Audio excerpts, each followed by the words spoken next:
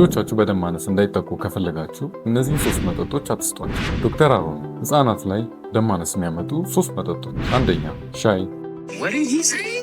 ሻይ ውስጥ የሚገኝ ታኒን የተባለ ንጥረ ነገር በጨጓራችን ወይም በአንጀታችን ውስጥ የሚገኘውን ከአይረን ጋር በመጣበቅ በሰውነታችን አብዞርብ እንዳይደረግ ያደርገዋል። ይህ ደግሞ በተለይ ለሚያድጉ ህጻናት የሚያገኟትን ትንሽ የሆነች አይረን ይዞባቸው ይሄዳል። ስለዚህ በተቻለ አቅም ሻይን ለልጆቻችሁ መስጠትን መቀነስ አለባቸው። ሁለተኛ ቡና። ቡና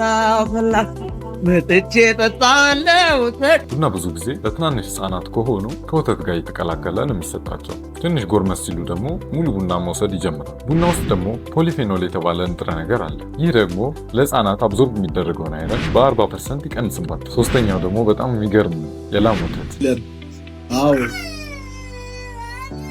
አዎ በትክክል አንድ ህፃን በተለይ ከ1 ዓመት በታች የሆነ ህፃን ከ2 ኩባያ ያልተደባለቀ ንጹህ የላም ወተት የሚያገኝ ከሆነ የደም ማነስ ያጋጥመዋል። አንደኛ ወተት በባህሪው የጨጓራ አሲድን ቀንሳል። ይህ ደግሞ አይረን በአንጀታችን እንዳይመጠጥ ያደርጓል። ሌላ ደግሞ በተለይ ከ1 ዓመት በታች የሆኑ ህፃናት ከሆኑ የላም ወተት ውስጥ የሚገኙ ፕሮቲኖች አንጀት ላይ ጉዳት ያደርሳል። ይህ በህክምናው ካው ሚልክ ኮላይተስ እንለዋለን። በዚህ ምክንያት ከአንጀታቸው ግድግዳ ላይ ትናንሽ መድማቶች ይኖራሉ። እነዚህ ትናንሽ መድማቶች ደግሞ በረጅም ጊዜ የደም ማነስን ያመጣባቸው።